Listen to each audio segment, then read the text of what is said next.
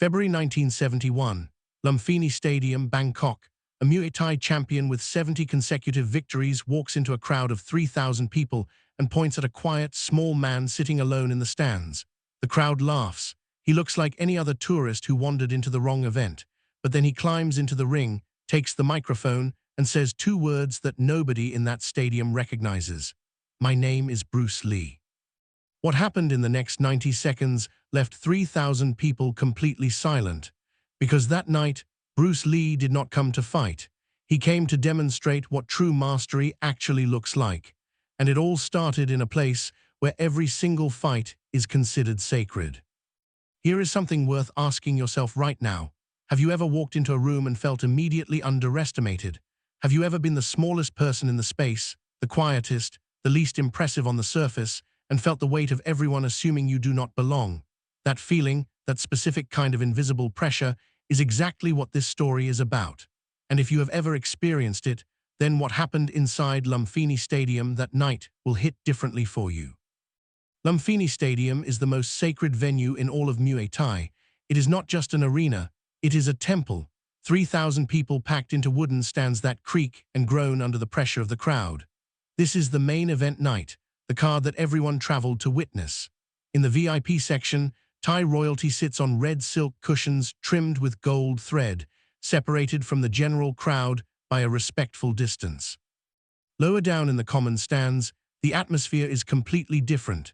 Gangsters sit with cold, calculating eyes. Bookmakers flash rapid hand signals to each other. Tourists hold cameras in the air.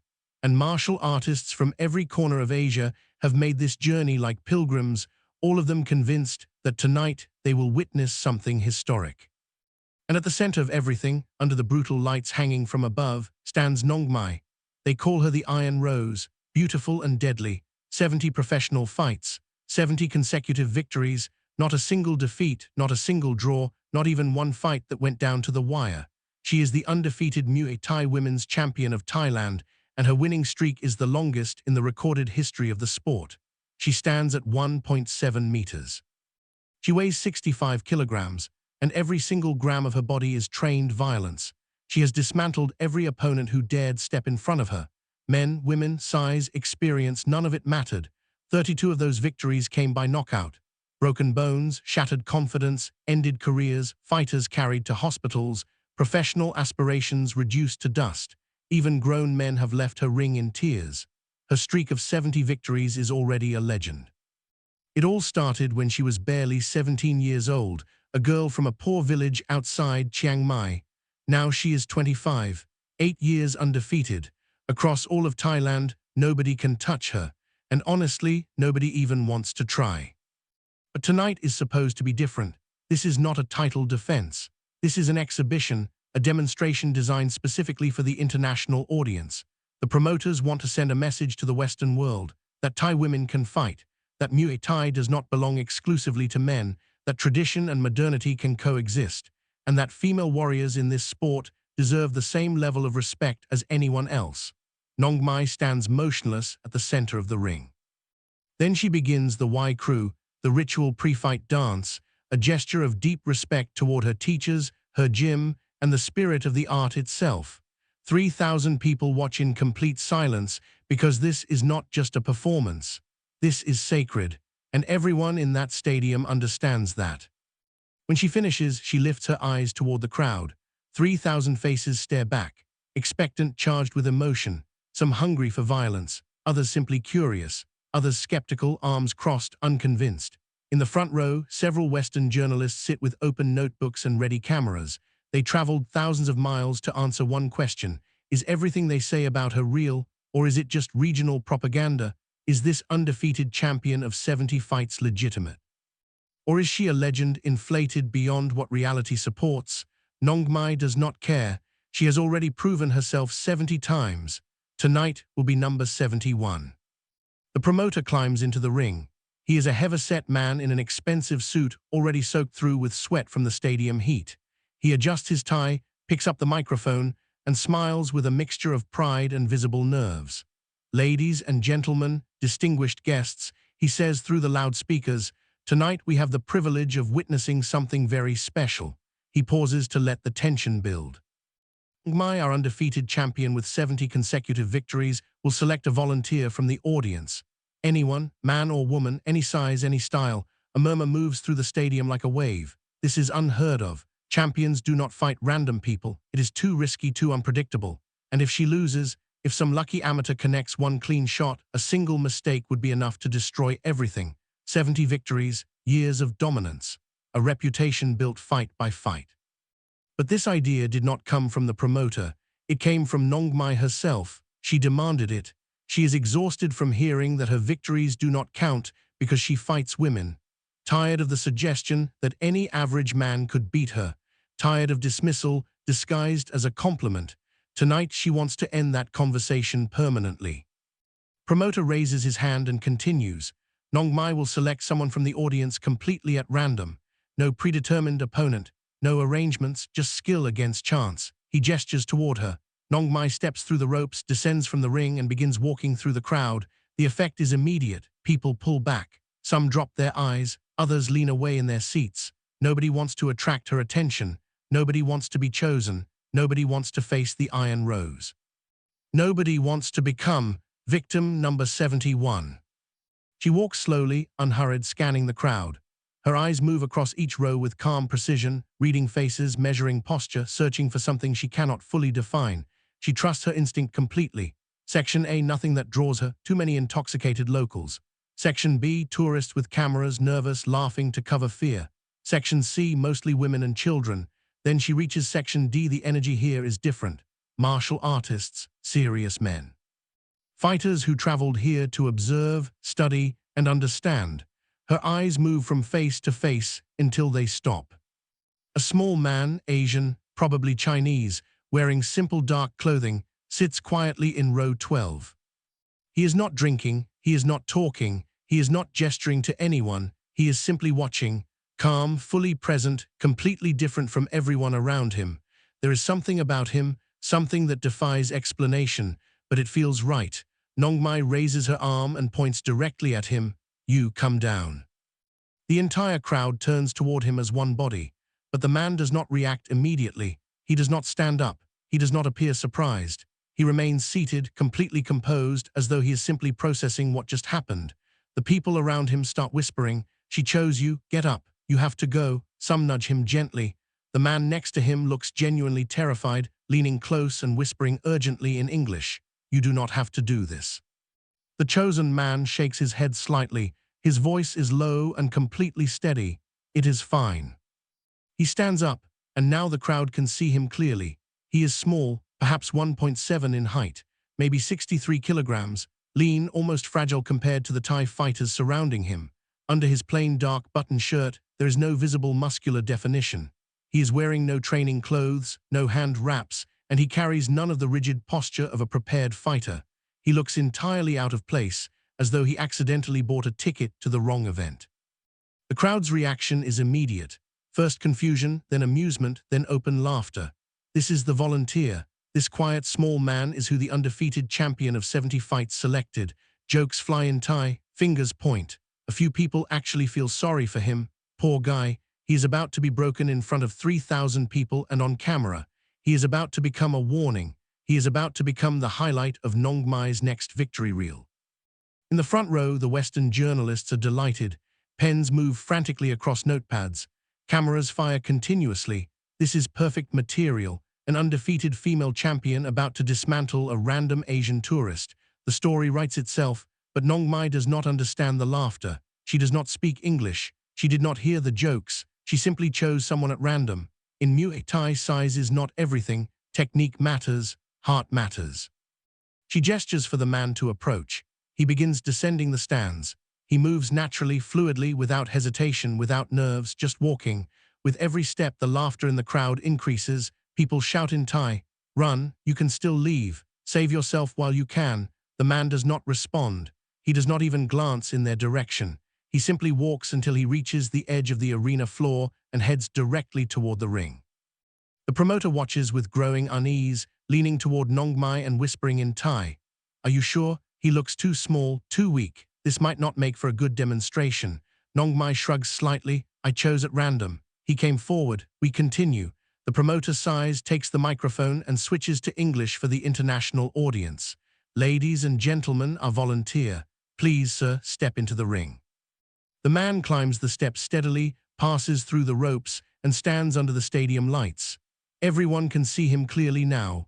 Dark trousers, a dark button shirt, casual, everyday clothing. He looks completely mismatched, as though he is dressed for a business meeting, not a fight. The promoter approaches with the microphone. Sir, what is your name? The man takes the microphone. His voice is quiet, calm, and firm.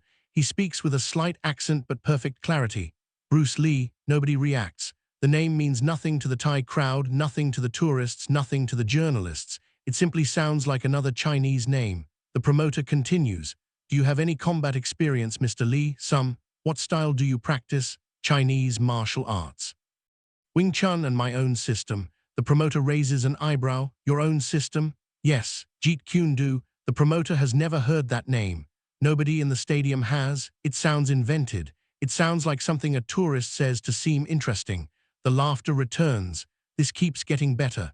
Not only is he small, he also practices a style nobody recognizes. He does not even appear remotely competitive. And here is where this story becomes genuinely important, because this exact moment is one that many people will recognize. The moment where you introduce yourself, share something real about what you do, and receive nothing but polite disbelief in return. Where your credibility is questioned before you have said anything of substance. If you have ever felt that kind of dismissal, that specific sting of being measured and found lightweight before anyone took the time to look properly, then you already understand what Bruce Lee was walking into. The promoter glances at Nong Mai. She nods with calm confidence. She is ready. She wants to start quickly. She wants to add another number to her perfect record. Turn 70 into 71. The promoter speaks one final time into the microphone. This will be a light demonstration only. 1 round of 3 minutes, no knockout attempts. We are here to show technique, not to cause injury. Everyone understands. Nong Mai nods. Bruce Lee nods. The crowd settles. Cameras prepare. This is going to be entertaining. Watching a champion of 70 victories take apart a random volunteer is definitely worth the price of admission. The referee, a veteran Thai official with years of fight experience carved into his face, calls them both to center ring. He explains the rules in Thai, then turns to Bruce and repeats in basic English. Light contact, demonstration only. No killing, no breaking. He pauses and asks, understood? Nong Mai looks up and studies Bruce Lee's eyes directly, and then she notices it. Something she cannot quite identify with precision. It is not fear, it is not tension, it is not nerves. It is something else entirely. Stillness, focus, a complete and total clarity that is unusual. The large majority of opponents who have stood in front of her show something beforehand. Anxiety, aggression, overconfidence, some signal that they are already fighting themselves before they start fighting her. This man shows nothing. He is simply present.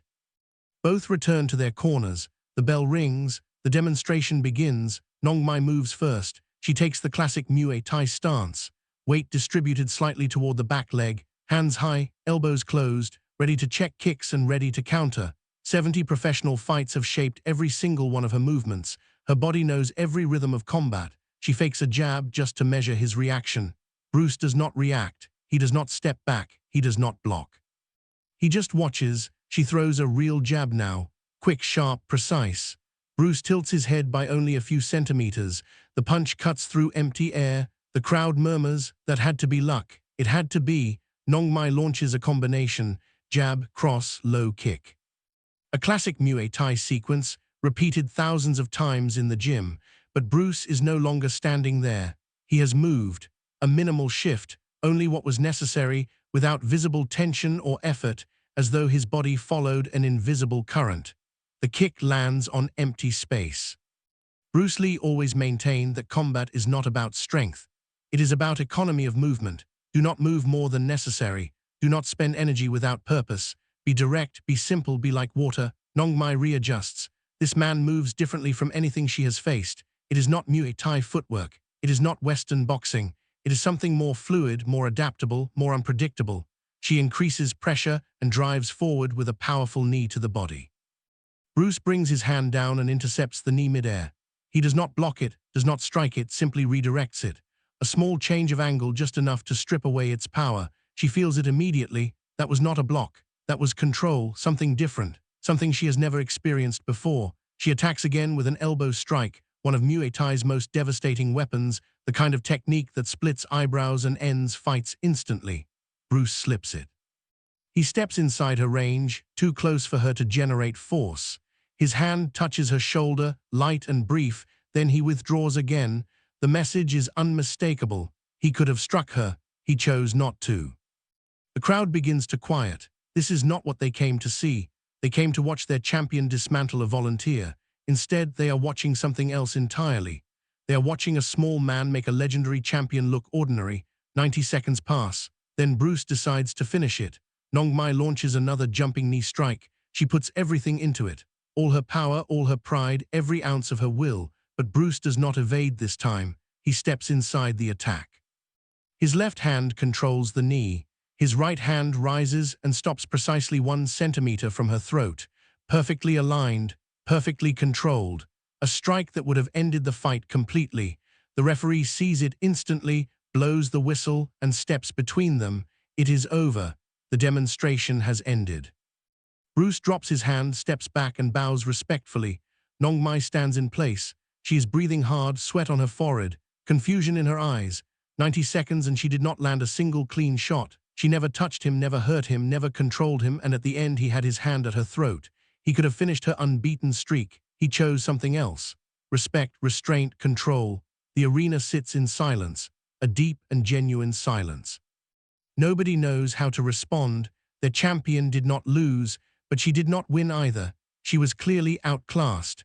Someone just showed the room that a higher level exists. The promoter takes the microphone again. His discomfort is visible. This was not the plan. He speaks carefully. Ladies and gentlemen, we have witnessed a very interesting demonstration tonight. 2 different styles, 2 different approaches to combat. We are grateful to both fighters. The applause that follows is uncertain and sparse. The crowd is still processing what they just saw. Nong Mai walks toward Bruce. She bows deeply, a bow of genuine and earned respect. Bruce returns it. She speaks in Thai. The promoter listens and translates. She asks, "Who are you? What is that style? Where did you learn it?" Bruce answers in English and the promoter translates. "I practice martial arts. I study many styles. I try to understand what works and eliminate what does not." He mentions no titles. He cites no victories. He offers no boast, only understanding. Nong Mai listens carefully, then asks one more question. She says, "You could have beaten her. Why did you not do it?" Bruce responds with complete calm, "Because this was a demonstration, not a fight. I have no desire to hurt her or damage what she has built. She is clearly a great champion." The promoter translates. Nong Mai's expression shifts. The tension drains from her face. The challenge in her eyes gives way to something else entirely. Respect. She extends her hand, a Western gesture. Bruce takes it. They shake hands in silence. The respect between 2 warriors. For a moment, the entire stadium seems to hold its breath. Then the crowd finally responds. Applause, not for a victory or a defeat, for something far rarer inside a ring. Respect, sportsmanship, skill without ego. Bruce descends from the ring and returns to his seat. Murmurs surround him immediately. Who was that? Where is he from? What was that style? Nobody has answers. The man beside him, the same one who tried to stop him earlier, leans close and whispers urgently, "That was extraordinary, but you just embarrassed the national champion of Thailand in her own country. Maybe we should leave." Bruce shakes his head gently. "I did not embarrass her. I showed her respect. There is a difference." The man looks unconvinced. The crowd might not see it that way. Bruce looks back toward the ring and answers quietly. Then the crowd needs to learn how to see. They stay until the event finishes. Nobody approaches them with hostility, but many people watch. Many people remember. When the crowd begins to leave, a small group of young Thai fighters approaches Bruce. They bow respectfully. One of them speaks basic English. "Teacher, we saw what you did. It was extraordinary. Can you teach us that style?" Bruce is quiet for a few seconds before responding. "I am only in Bangkok for 3 days. I came for a film meeting. But tomorrow, if you want, I can show you some principles." He pauses. Not a complete system, just ideas, concepts. The young fighters agree immediately. They exchange contact information. The following morning, 20 fighters arrive at a small gym on the outskirts of the city. Bruce spends 4 hours with them. He does not teach complex techniques. He teaches principles. He shows them Wing Chun exercises. He explains Jeet Kune Do. He tells them that the style itself is not what matters. What matters is effectiveness, adaptation, the ability to shift, to flow, to be like water.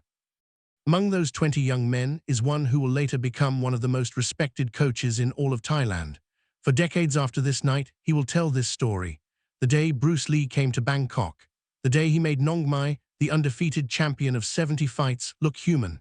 The day he proved that martial arts exist above style, above borders, and above pride. Nong Mai continues competing after that night. She wins 15 more fights. She retires with 85 consecutive victories, still undefeated, still the champion. But she never forgets that February evening. She never forgets the small man who could have ended her streak and chose not to. He could have humiliated her and chose respect instead. Years later, when she herself becomes a coach, she tells her students this story. She says, "He was smaller than me, lighter than me. He had less Muay Thai experience than me." She pauses, "But he understood combat at a level I did not yet comprehend."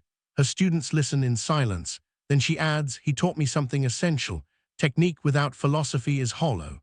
Strength without wisdom is worth nothing." And then she concludes by saying, "Winning does not mean destroying your opponent. It means understanding the fight so deeply that destruction is no longer necessary." The Western journalists who were present that night write their stories, but none of them understand what actually happened. They describe a cultural clash, East versus West, a volunteer against a champion. They miss the lesson completely. They miss the point entirely. But the 20 Thai fighters who trained with Bruce the following morning understood it differently. They told the story another way. The day Bruce Lee came to Bangkok, he accepted a fight he never sought, won a fight he never finished, and taught everyone watching that true mastery is not about victory. It is about understanding. February 1971, Lumpinee Stadium, 3,000 witnesses, an undefeated champion of 70 fights, and a volunteer who changed everything. It was not a victory, it was a lesson. The moment martial arts stopped being only about combat and became something closer to philosophy. Over time, the story began to shift, the way all legends do. Some said Bruce knocked her out. Others claimed he fought 10 men. Others invented a version where the Thai military tried to have him arrested afterward. None of that happened. The truth was far simpler and far more powerful. A champion met someone better, and instead of destroying her, he taught her something. Instead of humiliating her, he lifted her. Instead of conquering, he showed respect. That is the real story, not the one the newspapers printed, not the one that became myth, the actual one. The man sitting next to Bruce that night, the one who whispered warnings into his ear throughout the entire event, was Dan Inosanto, his student and close friend. He had traveled to Bangkok with him for film-related meetings. He watched everything unfold with a mixture of pride and genuine concern. When they walked out of the stadium together onto the humid Bangkok streets, Dan finally spoke. "You know, people will talk about this for years." Bruce shrugged calmly. "Let them talk." "You could have said no, you could have stayed seated." Bruce replied without hesitation. "She chose me at random, I honored that choice." Dan looked at him. "You made a champion of 70 victories look like a beginner." Bruce shook his head. "I showed her a different approach." Dan smiled. He understood that arguing philosophy with Bruce was a losing effort. They walked in silence for a while. Then Dan asked the question he had been holding back. "What if she had been better? What if she had actually hurt you?" Bruce stopped walking and looked at his friend. "Then I would have learned something." Dan frowned slightly. "That is it," Bruce answered. "That is why we accept challenges, not to prove we are better, but to find what we still do not know." Dan was quiet for a moment, then asked, "So what did you learn tonight?" Bruce answered without hesitation, "That Muay Thai is powerful, very effective." He paused. "That she is a true champion, that 70 victories mean something real." Then he added one final thing. "And that respect is always more important than domination." They kept walking. The lights of Bangkok reflected across wet pavement beneath them. That night in the hotel, Bruce could not sleep. He sat beside the window watching the neon glow of the city below. Dan woke up and found him there. "Cannot sleep." Bruce answered quietly, "I am thinking about the demonstration, about what I did not do." Dan sat beside him. "What do you mean?" Bruce looked out at the city. "I could have hit her for real, shown everyone what a real strike looks like, but you did not." Bruce shook his head slowly, "Because that would have been for my ego." Not for the art. Dan asked, so you held back for her? Bruce replied, I held back for everyone, for the art, for what it is supposed to represent. Dan was quiet for a long time, then said, they will never know. Bruce smiled very slightly. That is fine. He looked back at the city lights below. The right people will understand. And the rest? Bruce answered with complete calm. The rest does not matter.